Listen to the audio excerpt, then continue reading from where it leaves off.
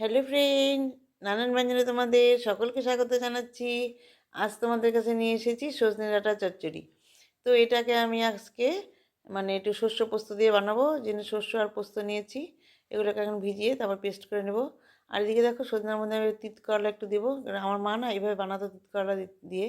তো কীভাবে বানাতো সেটা মনে নেই, কিন্তু তিত করলা একটু দিত আর কি, সেটা মনে আছে। তো আমি এই জন্য একটা তিত করলা এইভাবে ছোটো চিকন চিকন করে কেটে নিয়েছি।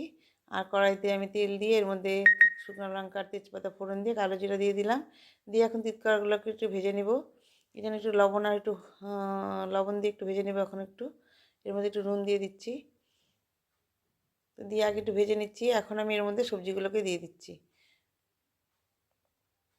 তো সজনে ডাঁটাগুলো দিয়ে দিলাম।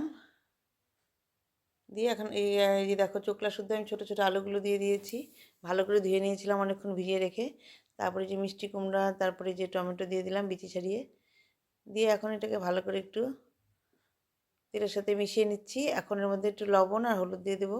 আর এদিকে আমি অল্প তিত করলা আর কি একটু ভেজে নিচ্ছি লবণ হলুদ দিয়ে। তো এখন এই যে এটাকে এভাবে মিশিয়ে নিয়ে এখন এর মধ্যে একটু লবণ আর হলুদ দিয়ে দেবো।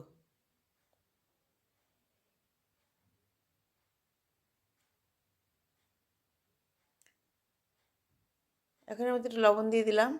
আর এখন একটু হলুদ দিয়ে দেবো। দিয়ে ভালো করে মিশিয়ে নিব।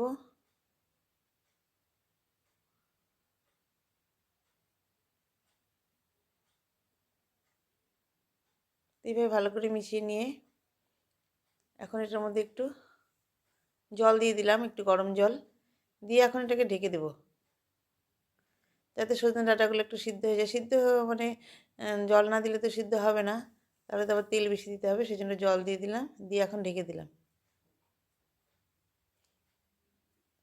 দেখো ঢাকনাটা উঠিয়ে নিয়েছি। এখন এটার মধ্যে কয়েকটা কাঁচা লঙ্কা দিয়ে দিলাম ফেলে। দিয়ে নিয়ে এখন এটাকে ভালো করে একটু মিশিয়ে নিচ্ছি।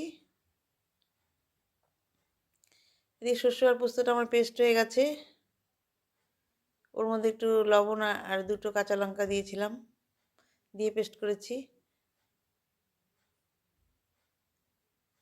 দেখো এটা অনেকটা সিদ্ধ হয়ে গেছে। এখন এর মধ্যে শস্য পোস্তটা পেস্ট করাটা দিয়ে দিলাম। দিয়ে এখন ভালো করে একটু মিশিয়ে নিচ্ছি।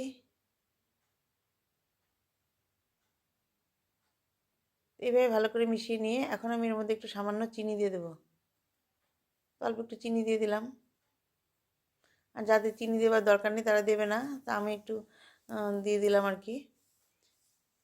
দিয়ে এখন ভালো করে মিশিয়ে নিয়েছি। তো এইভাবে বন্ধুরা আমার রান্নাটা প্রায় হয়ে গেছে। এখন আমি এটাকে নামিয়ে নেব। দেখো রান্নাটা পুরো হয়ে গেল। এখন উনানটা অফ করে দিয়েছি। এখন আমি এটাকে নামিয়ে নিচ্ছি।